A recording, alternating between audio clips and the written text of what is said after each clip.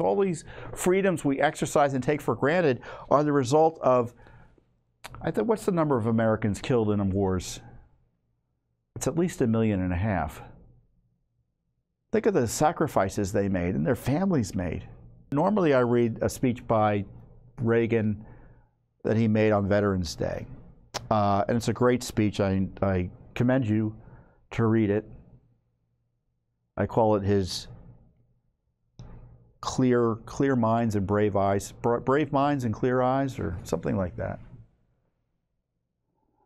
But this time I recorded it ahead of time, so I tried to make it as smooth as possible for you. I've read, and I'm going to present to you here, his famous D-Day speech 40 years ago, on the 40th anniversary of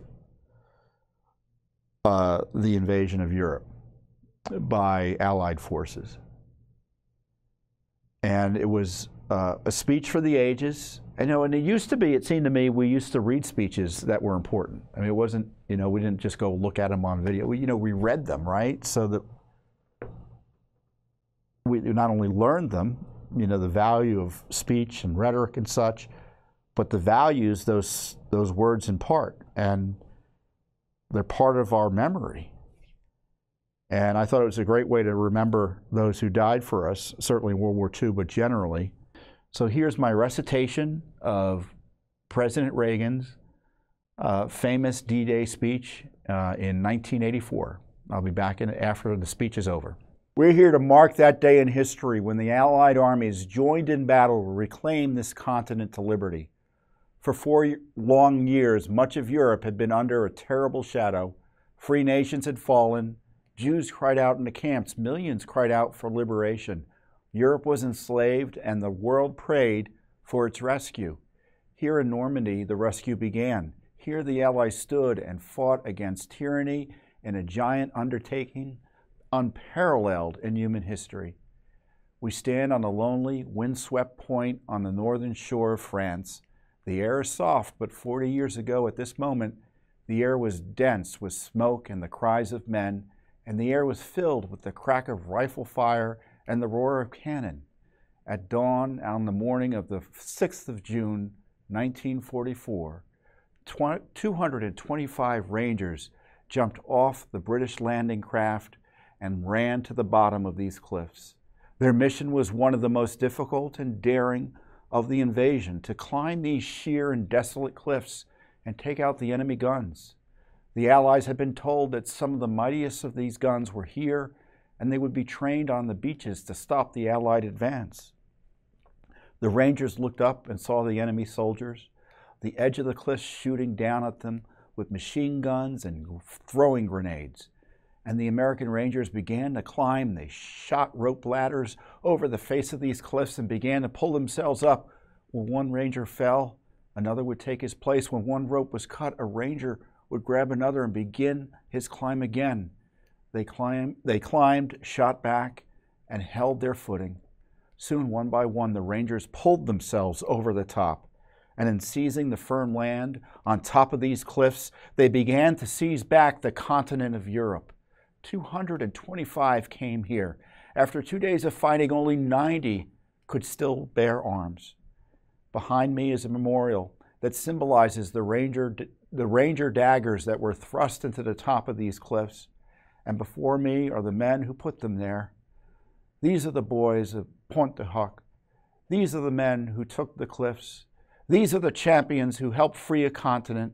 These are the heroes who helped end a war.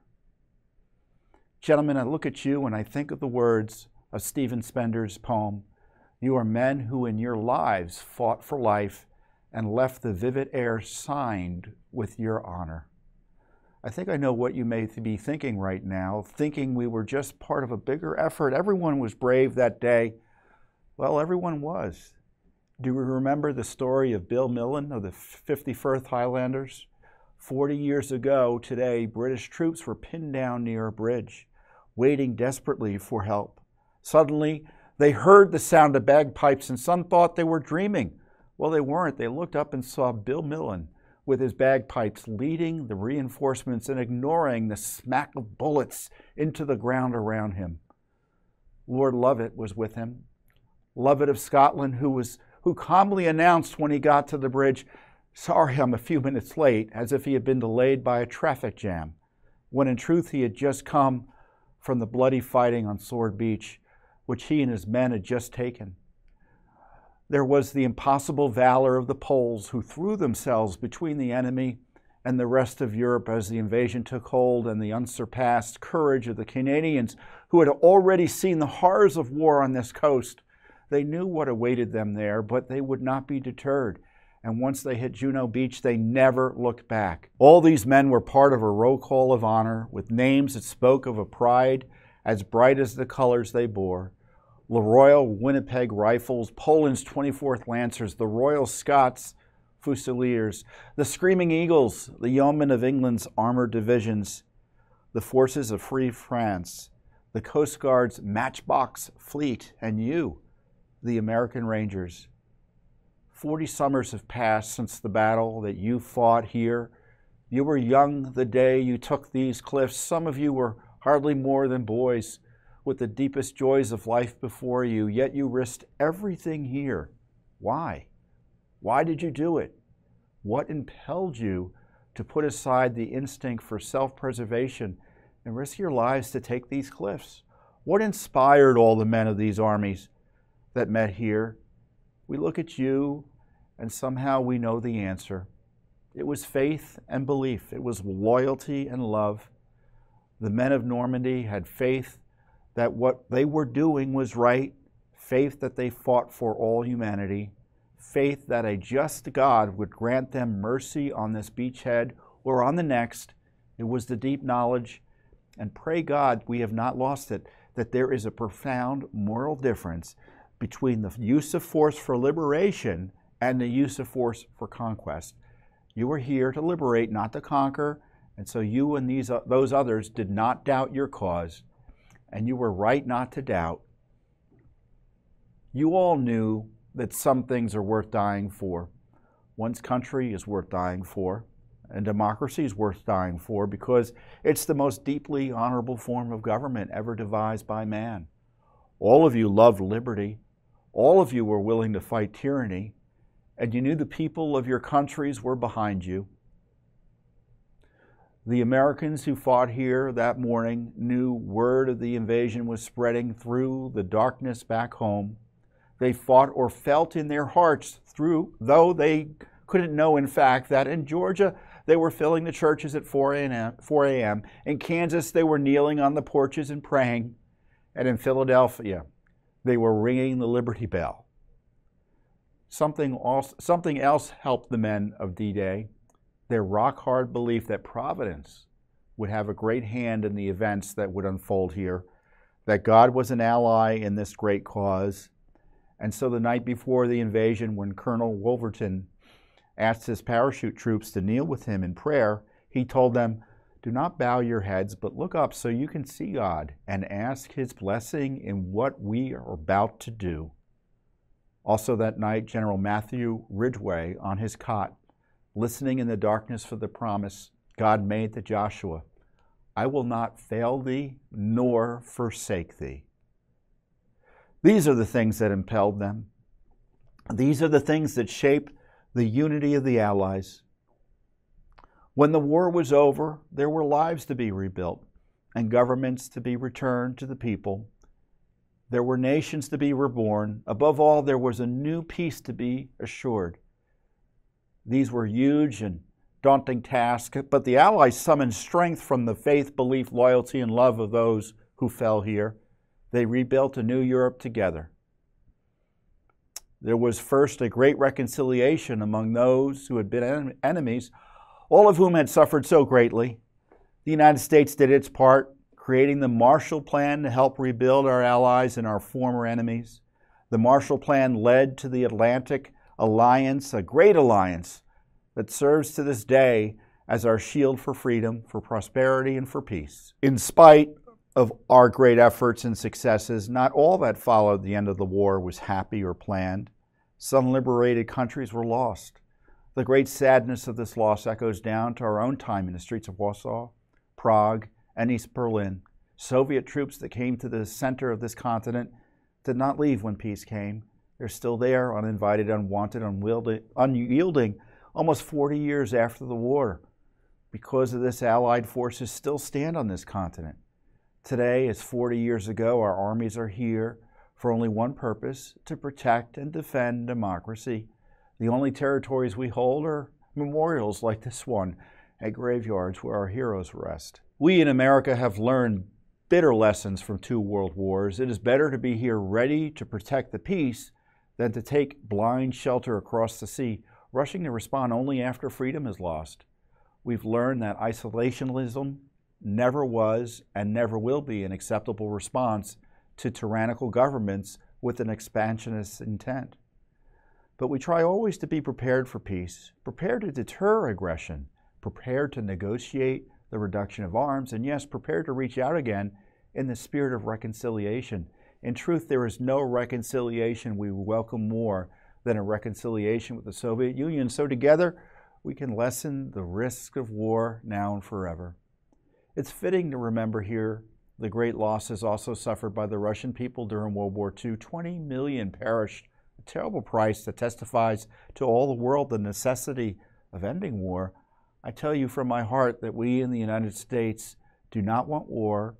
We want to wipe from the face of the earth the terrible weapons that man now has in his hands. And I tell you, we are ready to seize the beachhead. We look for some sign from the Soviet Union that they are willing to move forward, that they share our desire for love and peace, and that they will give up the ways of conquest. There must be a changing there that will allow us to turn our hope into action.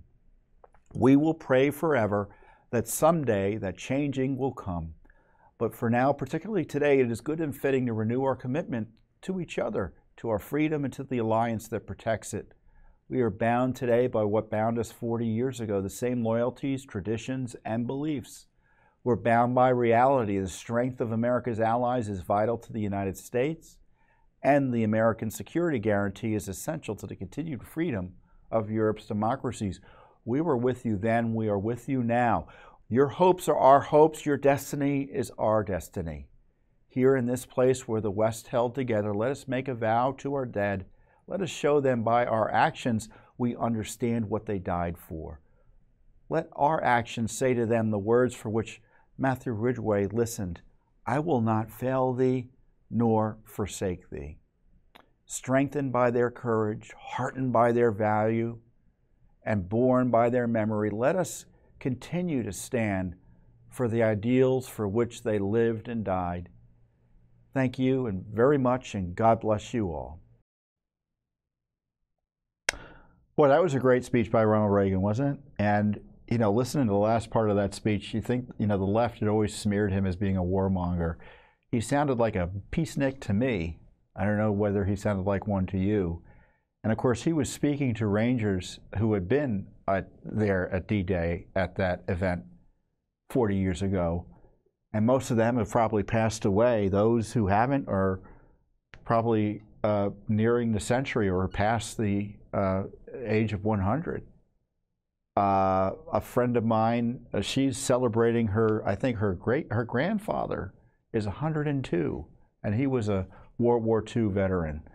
So there are still some veterans alive. Obviously, men and women of all ages have been killed in war, but the disproportionate victims of war and those who've died for our freedoms have been young. And I always think back to one of my favorite titles. It's a great book as well, about the first engagement of the U.S. in a significant way in Vietnam. I think it was the Battle of Ia Drang, right? And the name of that title, the title of that book is, and there was a great Mel Gibson movie based on it. We were soldiers once and young. I mean, we can't overlook how young these men were on that day in 1944 as we face or celebrate the 80th day of their victory and mourn the losses that we feel to this day.